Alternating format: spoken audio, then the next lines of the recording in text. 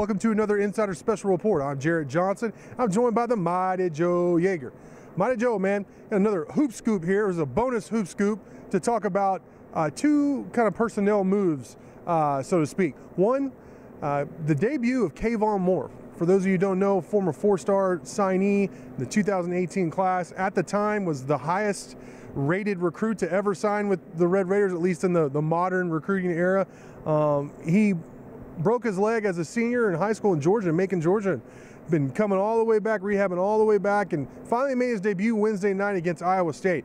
And Joe, I know he didn't play much, and it wasn't like a spectacular debut, but what did you think about the move, and what are your thoughts behind Khavon joining the club this year?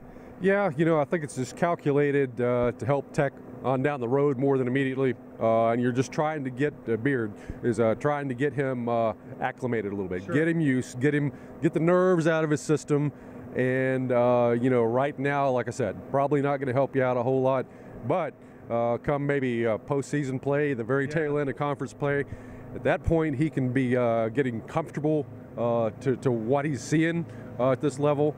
And hopefully he's, you know, a guy who can add a much-needed element to that bench because without him, you're playing at best 8 guys. That's assuming everybody else is healthy. Yes. So that's not necessarily a short bench, but it's not a real deep bench either. This gives you another element, another dimension there if he can come on. So I think that's kind of what's going on there, and you just got to be patient with him. I mean, he is. I don't care how talented he is. He's been out of basketball for a long time now, as far as competitive on the court, not in practice. Right. You know, with 15,000 people around, it's a different situation. You know, so it's just going to take him some time to work his way in. But the talent is there, and once he just gets comfortable and gets a little more confidence, you know, he should be good to go.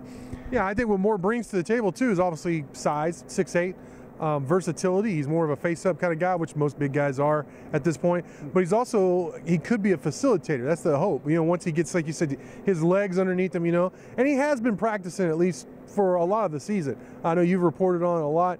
That Coach Beard has said that, you know, Khavon's been practicing, but he wasn't ready. He was day-to-day, and then boom, he plays against Iowa State, like you said, in front of 15,000. So I'm looking forward to seeing his progression as the season goes along. Another key cog for the Red Raiders, and really he's been a big surprise to me. You've been high on him since he's been mentioned as a prospect or recruit. But Deshawn Corprew was out. He missed the game against Iowa State with a strained calf, and that's one of those injuries where, you know, you can play the next game, or he might be out a couple of weeks. So what's the latest update on Deshawn Corprew, Joe? Yeah, well, I mean, he was practicing this week a little bit, or at least he practiced once.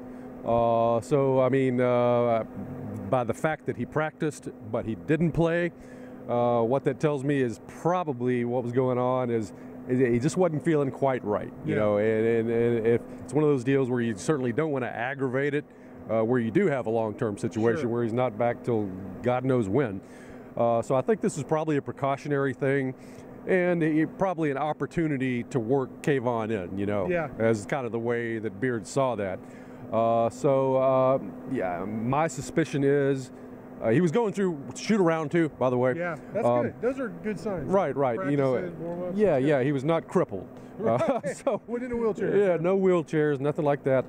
So, you know, I've got a feeling he's probably going to play against Baylor. I don't know how much. Probably depending on how he's feeling and how he's able to contribute. But I'm pretty optimistic about him. You get Corprew back, get Moore going, 9-man rotation. All of a sudden, you're pretty deep. You know, I mean, especially compared to a lot of the other Big 12 teams that have suffered a lot of you know, really bad injuries out there.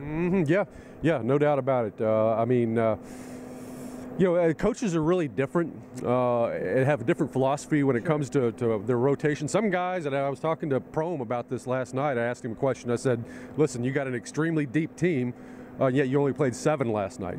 You know, and so I said, you know, well, why? Do you just prefer a short rotation, or, you know, is that the deal? And he goes, yeah, ordinarily I've always played 7 or 8. You know, I think if you subbing guys in all the time, you know, it's hard to get continuity and cohesiveness, which I kind of expected him to say, and that's what he said. But you know, I'm kind of the different mind where I like the idea of being able to keep a lot of people fresh and just roll in wave after wave of fresh player. It's a give and take sort of a deal. But if you get to 9, quality players than you are in that situation where you've got a deep team where you can just keep on coming at people with energized guys. And with the way Tech likes to play that hardcore defense, this is just right exactly. I think that fits what Texas Tech does on the basketball court. So I see that very much as a positive if you can get to 9. All right. Hey, Joe, great stuff for you as always. Thank you. Thank you. And until next time.